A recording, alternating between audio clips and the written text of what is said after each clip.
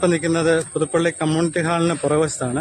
നമ്മുടെയൊക്കെ വീടുകളിൽ നിന്ന് പ്ലാസ്റ്റിക് മാലിന്യങ്ങൾ ഹരിതകർമ്മ സേനാംഗങ്ങൾ കൊണ്ടുവന്നിട്ട് നമുക്ക് പിന്നീട് ഇത് എന്താ സംഭവിക്കുന്നതിനെ പറ്റി ആർക്കും അറിയത്തില്ലല്ലോ. അപ്പം നമുക്ക് പുതുപ്പള്ളിയിൽ എന്താ സംഭവിക്കുന്നുള്ളത് കാണാം. ഇവിടെ കൊണ്ടുവന്നിട്ട് ഇവർ തരംതിരിക്കുന്ന കാഴ്ചകളൊക്കെ ഉണ്ട്. അപ്പം നിങ്ങൾക്ക് എല്ലാവർക്കും ഒന്ന് കാണാം.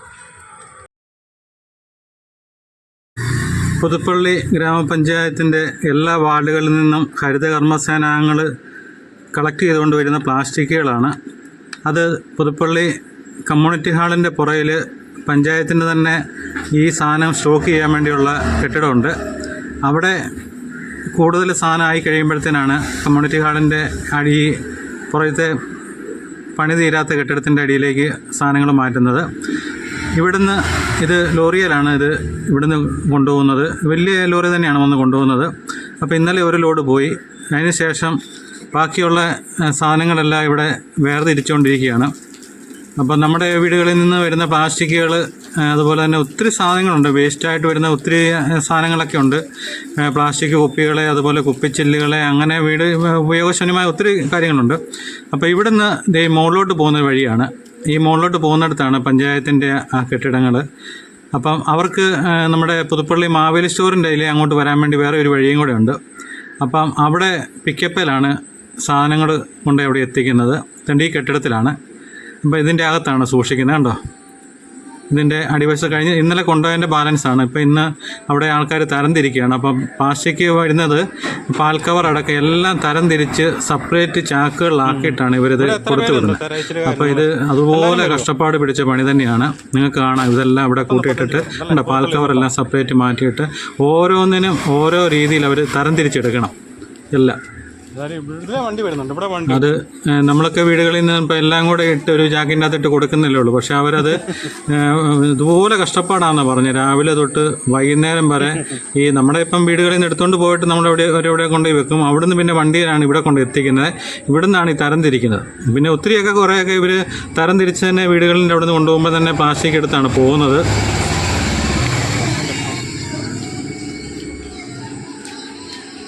ഉണ്ട്. ഈ കെട്ടിടം നിറച്ച് പ്ലാസ്റ്റിക് ഉണ്ടായിരുന്നു. അപ്പോൾ ഇന്നലെ അത് ഒരു ലോഡ് കൊണ്ടുപോയിട്ടുണ്ട്. അതിൻ്റെ ബാലൻസാണിത്. കണ്ടോ, ഇതെല്ലാം ഇവിടെ സെപ്പറേറ്റ് ആക്കി തരംതിരിച്ചുകൊണ്ടിരിക്കുകയാണ്. അവർ 10-35 പേരോളം മിക്ക ദിവസങ്ങളിലുണ്ട്. പക്ഷേ ഇന്നിപ്പം ആൾക്കാർ കുറവാണ്.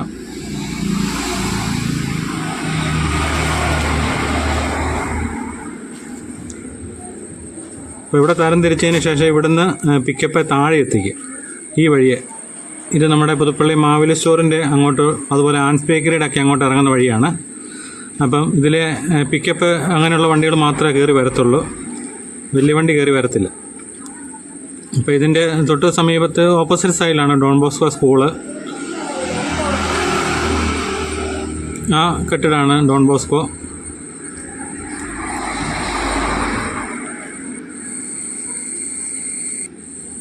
ഇവിടുന്ന് താഴോട്ടൊരു കുത്തിറക്കം തന്നെയാണ്.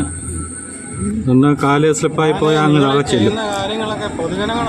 അപ്പോൾ ഇതിൻ്റെ അകത്ത് ഇവരും ഇവിടെ ആൾക്കാരുണ്ട്. രാവിലെ തൊട്ട് ഇവരും വന്ന് ഇവിടെ നിന്ന് വേർതിരിച്ചുകൊണ്ടിരിക്കുകയാണ്. ഇതെല്ലാം ചാക്കി കെട്ടി അറേഞ്ച് ചെയ്യണം. പിന്നെ ഇതിനെന്നാ ചെയ്യുന്നെന്നോ ഒന്നും ആരും അറിയുന്നില്ലല്ലോ.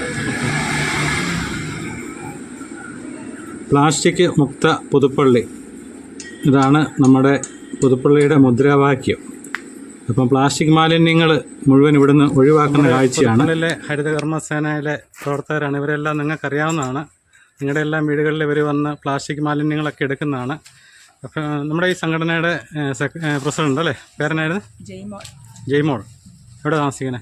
പുതുപ്പള്ളി തന്നെ. നിങ്ങൾ മൊത്തം എത്ര പേരുണ്ട്? ഞങ്ങൾ 35 പേര്. മൊത്തം 18 പേര്, 35 പേര്. അപ്പോൾ ഈ വാർഡുകളിലൊക്കെ ഇപ്പോൾ ചില വാർഡുകളിൽ നിങ്ങൾക്ക് പൈസ കിട്ടാതെയുള്ള പ്രശ്നങ്ങളൊക്കെ ഉണ്ടായിട്ടുണ്ട് അല്ലേ? ഒത്തിരി അങ്ങനെയല്ല. ചില വാർഡുകളിൽ നമ്മുടെ കരപ്പാടത്ത് കുറച്ച് വീട്ടുകാർ പൈസ കൊടുക്കാത്ത ഒരു കാര്യങ്ങൾ പറയുന്നുണ്ട്. കുറേ വീട്ടുകാർ ഉണ്ടല്ലേ. പക്ഷേ ഈ പഞ്ചായത്തിൽ കുടിശ്ശിക വരുന്നവർ അവരറിയുന്നുണ്ടോ? ഇല്ലല്ലോ. പഞ്ചായത്ത് നമ്മൾ എന്തെങ്കിലും കാര്യത്തിന് അവിടെ ചെല്ല് കഴിയുമ്പോഴത്തേന് നമുക്ക് ഇത്ര രൂപ അടയ്ക്കാനുണ്ടെന്നൊക്കെ പറഞ്ഞ് പഞ്ചായത്ത് പറയുന്നുണ്ടല്ലോ. പൈസ മേടിക്കുന്നുണ്ട്. ഇവരിത് കൊടുക്കാതിരുന്നാലും പിന്നീട് എപ്പോഴെങ്കിലും കുടിശ്ശികയായിട്ട് ഇവിടെ കിടക്കും. അവർ തീർച്ചയായിട്ടും ആ പൈസ അടയ്ക്കേണ്ടതാണ്. പിന്നെ നിങ്ങളോട് വഴക്ക് പിടിക്കാറുണ്ടോ ഓരോരുത്തരതോ?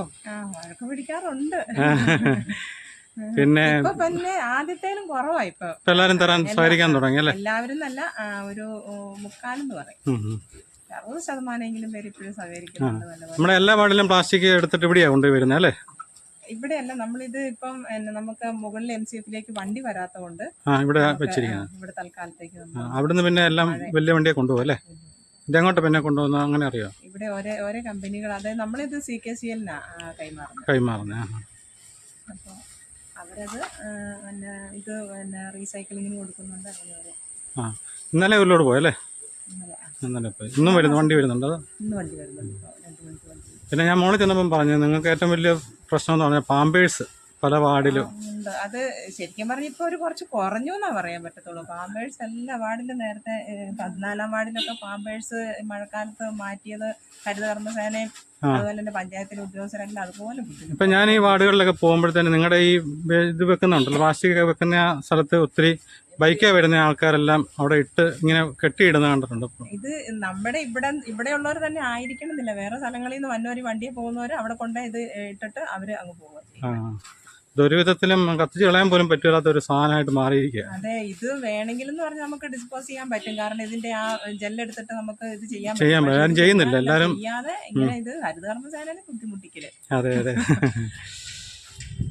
ഈ 16-ാം വാർഡാണ്. 16-ാം വാർഡിലൊക്കെ എന്ന് പറഞ്ഞാൽ ചർച്ചിന്റെ അവിടെയാണ് അതിന് ചോട്ടി കൊണ്ട് വെച്ചിരിക്കുക.